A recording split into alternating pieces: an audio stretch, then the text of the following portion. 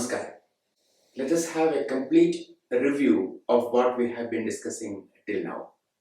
I will also include some clarifications that few viewers have sought in the last few weeks. When we try to understand a complex subject like consciousness, we do need to start with some foundational seed level understanding, meaning we must start with an initial piece of knowledge of consciousness already known to us. It is like how we need to start with some seeds of a crop before we can sow those seeds and harvest the crop after a few months. It is like the chicken or egg story. To have the chicken, we need to have egg first, and to have the egg, we need to have the chicken first. For example, I have made a statement in the very first session itself that we are consciousness and not this body and mind. Body and mind are material possessions of consciousness that we truly are. This fact was the seed level knowledge that we need to start with. That was our starting point. We will look into this in more detail in this session. But before doing that, let us first put our knowledge developed so far in a proper logical order. We have seen that the meaning of the word Tantra, as well as the goal and purpose of Tantra, is the expansion of consciousness in humans. We have understood what consciousness means. Consciousness is that intense personal awareness, that constant knowledge that I am aware, I am alive, I am, etc., that each one of us has.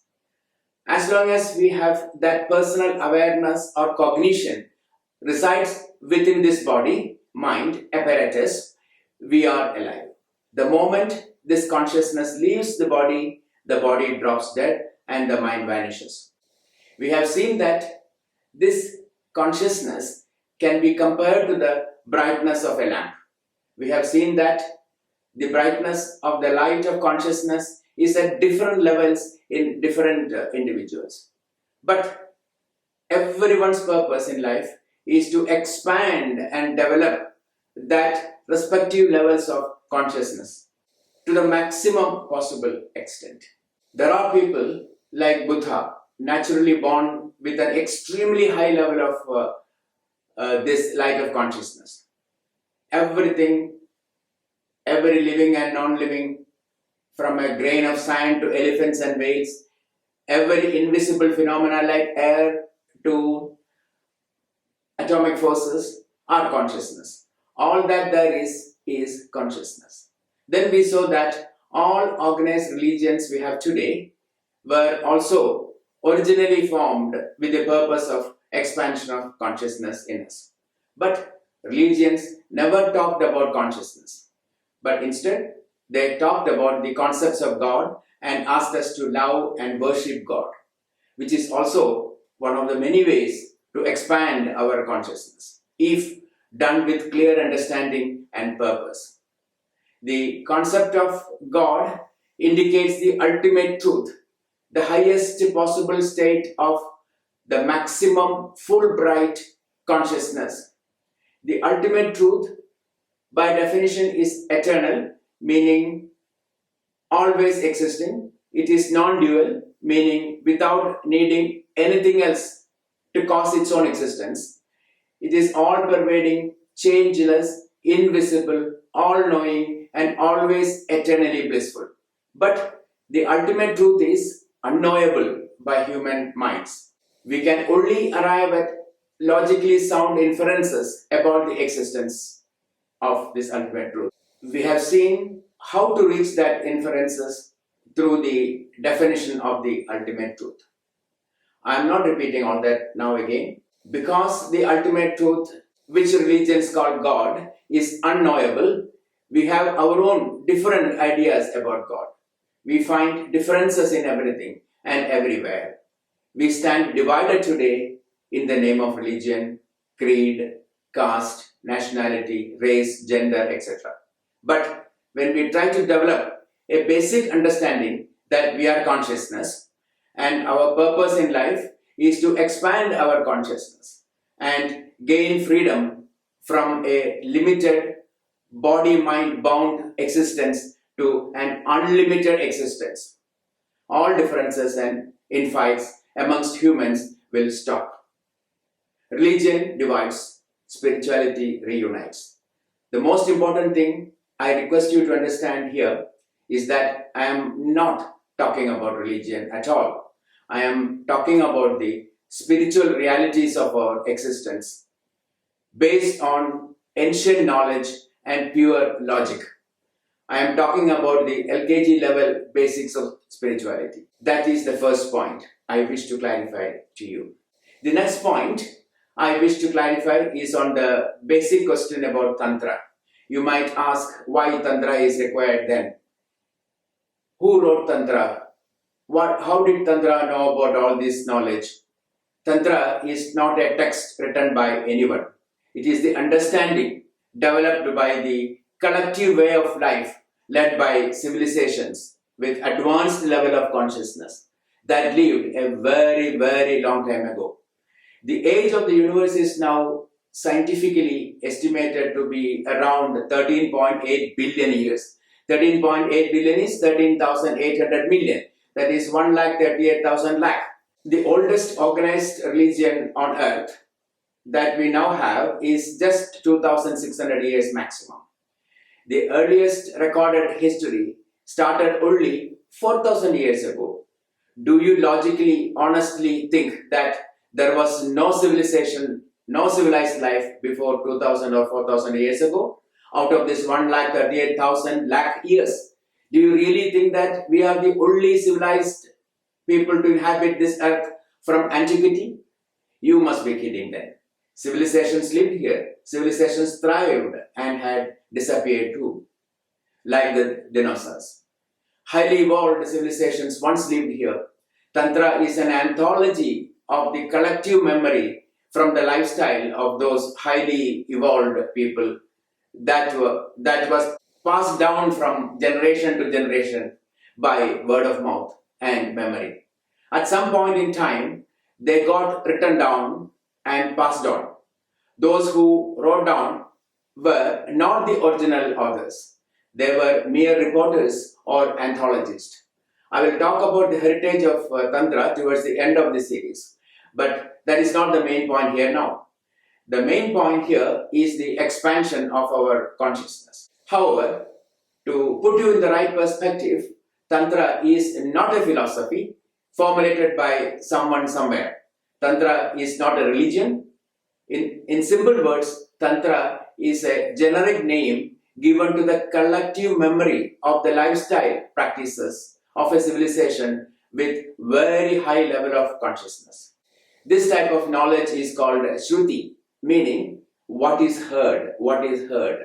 When you realize that even the science of yoga, Ayurveda and even Vedas too were Shrutis, you will get an idea about the bigger picture of it.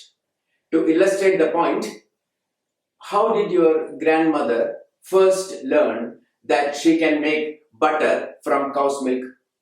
Was it taught in a classroom? The answer is that she just knew it.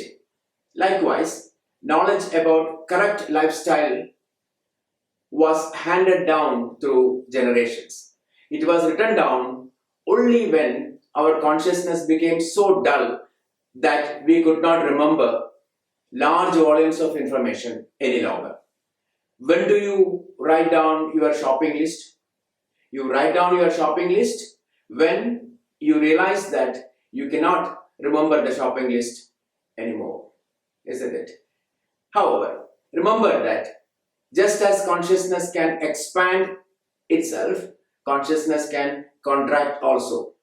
Whether the consciousness expands or contracts depends on how consciously we lead our everyday lives. Whether our orientation in life is towards consciousness expanding activities or is it consciousness contracting activities. Yoga, pranayama, meditation, observing truthfulness, non-stealing, love for all creations, etc., etc. are some of the consciousness expanding activities.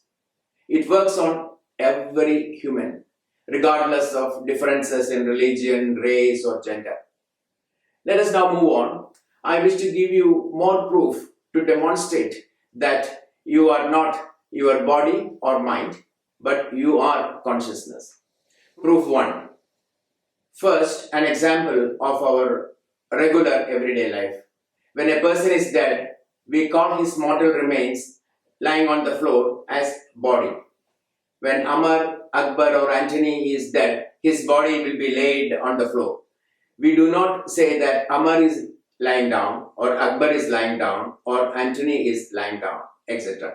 We will only say Amar's body or Akbar's body or Antony's body is now placed on the floor. We instinctively know that it is no longer Amar, Akbar or Antony who is lying down. He is gone. What is gone is consciousness that occupied and used that body. So the body is different and Amar or Akbar or Antony is different. Think about this. Now, proof 2. When you look at the mirror, you realize you have changed. You know, either you have grown older, darker, fairer, fatter, thinner, whatever. You may recognize the changes on your face. Do you know that a change is perceptible only in the presence of something changeless? Do you know this? For example, when you fly in an aircraft at a very high altitude, in a cloudless sky, you will not feel that you are moving, you are flying. You will think that the aircraft is standing still in the air. Actually, the aircraft is changing its location every nanosecond. But that change is not perceptible to you until something like a cloud standing still appears in the sky. Similarly, when you sit on a train and the train is leaving the platform, you feel the motion of the train, isn't it? Now imagine the platform is also running along with the train in the same direction and with the same speed. Then you will never know that the train is in motion because both are changing and one of them does not remain changeless. Likewise, you recognize the changes on your face, on the mirror, because the recognizer in your body is consciousness. That changeless indweller in your body called consciousness, which is changeless and real, and that is the real you. It is only because the real you is changeless and you are that changelessness yourself, and hence you recognized that your face on the mirror has changed. Now it is your job to think about this more and more and roll it in your mind. Proof 3. At times, you experience deep and sound sleep without any dreams, without any awareness whatsoever. If you had thunder showers that night, you will not know about it. We talked about it earlier, but I will repeat it again because it's important. You are experiencing nothing in this type of sleep and there is only absolute blankness. If someone had walked into your bedroom and switched on the light or made some noises, you would not know about this. The next morning, when you got up, you knew very well that you slept so deep and sound. But who told you this?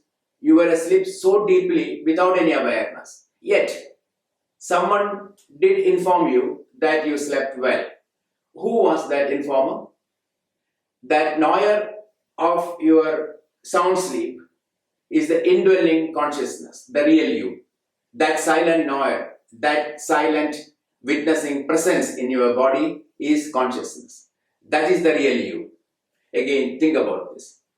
Proof 4. During the daytime, when we are awake, we are usually in a conscious, wakeful state. Let us call this wakeful state.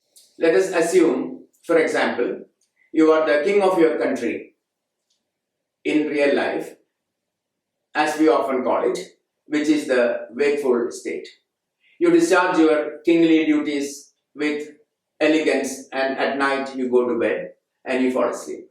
Now, you enter into, let us call it, your dream state. where you experience dreams. It is not the deep sleep blankness that you experience in the previous example. You become the dreamer now, and in the dream, assume that you become a hungry, shabby beggar. At this time, you really become the beggar, experiencing every anxiety, every fear, and every bit of hunger of a beggar. You have no awareness at all that you are the king in the wakeful state.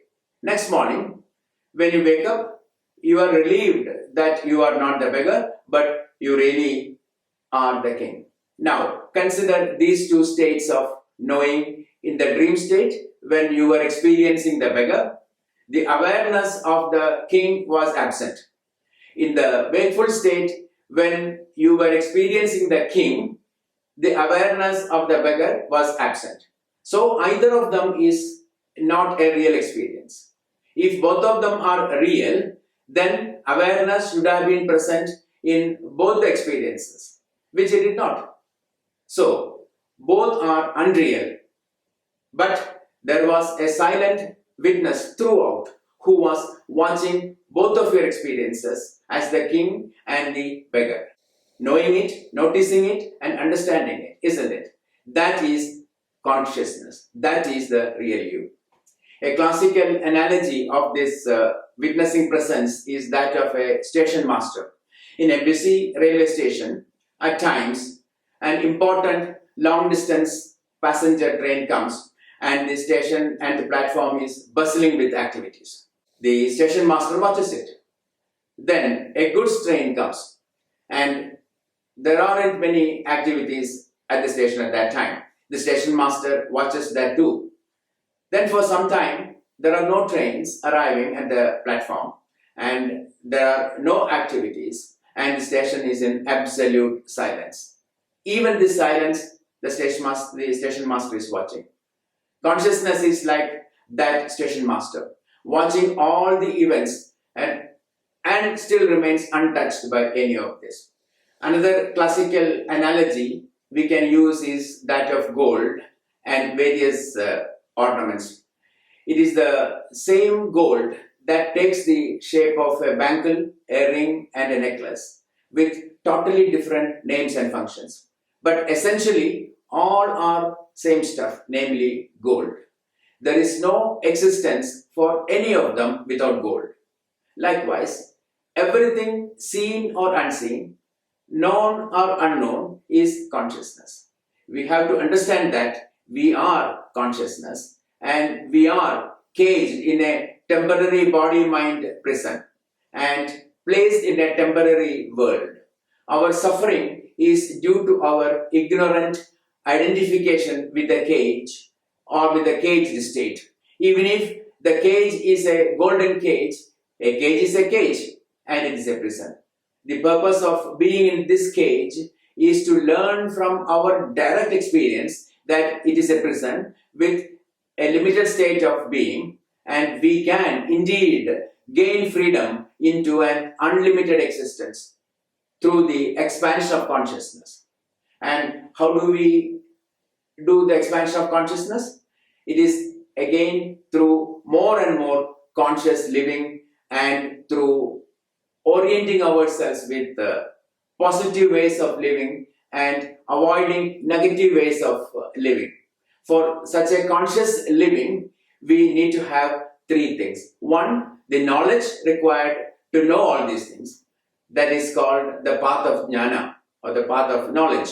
Two, we need to have a love-based personal relationship with the object of our focus. That is the path of bhakti or devotion. Three, we should be oriented with the right attitude, with the correct relationship with ourselves, with everything around us, and this is called the path of karma or path of action. This is what the ancients with higher level of consciousness communicated through generations as Shruti, but all in great detail. Now, I suggest you roll all these examples in your mind, all this information, roll it in your mind and arrive at your own conclusions by keeping an open